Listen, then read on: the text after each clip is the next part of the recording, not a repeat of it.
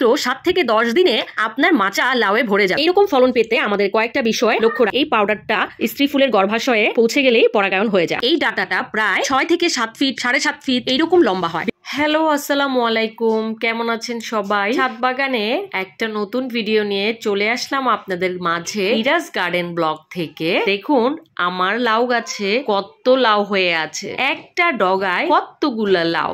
এইরকম লাউ আপনারা চাইলে আপনাদের গাছেও কিন্তু হতে পারে। তার জন্য প্রয়োজন বিশেষ কিছু যত্ন আর ঘরোয়া জৈব সার। এমন সারের ভিডিও কিন্তু আমার চ্যানেলে দেওয়া আছে, আর লিঙ্কটা আমি ডেসক্রিপশন বক্সে দিয়ে দিব, আপনারা চাইলে দেখে নিতে পারেন। এটি ব্যবহারে মাত্র 7 থেকে 10 দিনে আপনার মাচা লাউয়ে ভরে যাবে। আমার লাউয়ের মাচা তো দেখতেই পাচ্ছেন কত লাউ এসেছে। এটা তো একটা ডগা আমি দেখাচ্ছি, এইরকম প্রত্যেকটা ডগাতে এত লাউ এসেছে যা বলার মতো না। ছাদ বাগানে এইরকম বাম্পার ফলন দেখলে কার না ভালো লাগে বলুন, মনটাই ভালো হয়ে যায়। এইরকম ফলন পেতে আমাদের কয়েকটা বিষয় লক্ষ্য রাখতে হবে, যেমন গাছের নিচের দিকে কোনো ডগা রাখা যাবে না, আর অবশ্যই মাচায় উঠে যাওয়ার পরে আমাদেরকে সঠিক কাটিং করতে হবে। গাছে নিয়মিত জৈব খাবার প্রয়োগ করতে হবে। আমি বিভিন্ন লিকুইড সার দিয়ে থাকি, অর্গানিক সার, যেগুলো আমি ঘরে নিজেই তৈরি করি। কখন কোন ধরনের লিকুইড সার দিতে হবে সেটি জানতে হলে অবশ্যই আমার চ্যানেলের সাথেই থাকতে হবে। নিয়মিত জৈব খাবার দিলে খুব দ্রুত লাউয়ের স্ত্রী ফুল আসবে, আর তখন আমাদের অবশ্যই সেটা হাত পরাগায়ন করে দিতে হবে। আজকে আমি লাউ গাছের হাত পরাগায়ন করে দেখাবো। এই যে এখানে একটা পুরুষ ফুল আছে, এটাকে আমি ছিঁড়ে নিলাম। এই পুরুষ ফুলের পাপড়িগুলো ছিঁড়ে আমি এর ভিতরে যে পরাগ দণ্ডটা আছে সেটা আমি স্ত্রী ফুলের গর্ভাশয়ে আলতো করে ছুঁয়ে দিব। এখানে কিন্তু একটু পাউডারের মতো আছে, এই পাউডারটা স্ত্রী ফুলের গর্ভাশয়ে পৌঁছে গেলেই পরাগায়ন হয়ে যায়। আমাদের ছাদ বাগানের লাউগুলো পরাগায়ন করে দেই, তাহলে কিন্তু ফলটা টিকে যাওয়ার চান্স অনেক বেশি থাকে। হাত পরাগায়ন করে দিলে লাউয়ের সাইজটাও কিন্তু বড় হবে। আজকে আমি ছাদ বাগানে ডাটার বীজ বপন করব। এটা হচ্ছে ব্র্যাকের আখি ডাটা।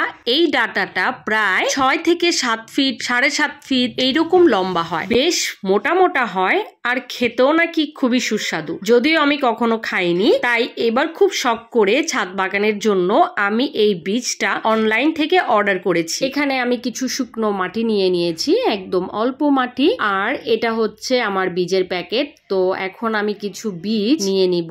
ছাদ বাগানে ডাটা কিন্তু খুব ইজিলি চাষ করা যায়, এতে তেমন কোনো যত্ন বা সারের প্রয়োজন হয় না, শুধু পানিটা একটু খেয়াল করে দিতে হয়, কারণ ডাটা গাছ খুব একটা পানি পছন্দ করে না। এই যে আমি বীজ বের করে নিলাম, এখন আমি এই মাটির মধ্যে বীজটা ভালো করে মিশিয়ে নিব। যে কোনো শাকের বীজ বা ধনিয়া পাতার বীজ আমরা কিন্তু এইভাবে মাটির সাথে যদি মিশিয়ে নেই, তাহলে বীজগুলো সব এক জায়গায় হয়ে যাওয়ার চান্স থাকবে না, পুরো টবেই ছড়িয়ে ছিটিয়ে থাকবে। আজকের ভিডিওটি আপনাদের কাছে কেমন লাগলো কমেন্ট করে জানাবেন, আর কি ধরনের ভিডিও আপনারা আমার চ্যানেলে দেখতে চান সেটিও কমেন্ট করে জানাবেন। এখন আমি বীজগুলো এই বস্তায় ছিটিয়ে দিচ্ছি। বস্তার মাটি আমি আগেই রেডি করে রেখেছি, গরমের অনেক মাটি রেডি করছি, আর সাথে সাথে বীজও জার্মিনেট করা শুরু করে দিয়েছি, এবং অনেক অনেক চারা রেডি করছি। আপনারা কে কি করছেন কমেন্ট করে জানাবেন, আর ভিডিওটি ভালো লাগলে লাইক কমেন্ট শেয়ার করে দিবেন, চ্যানেলটা সাবস্ক্রাইব করে দিবেন।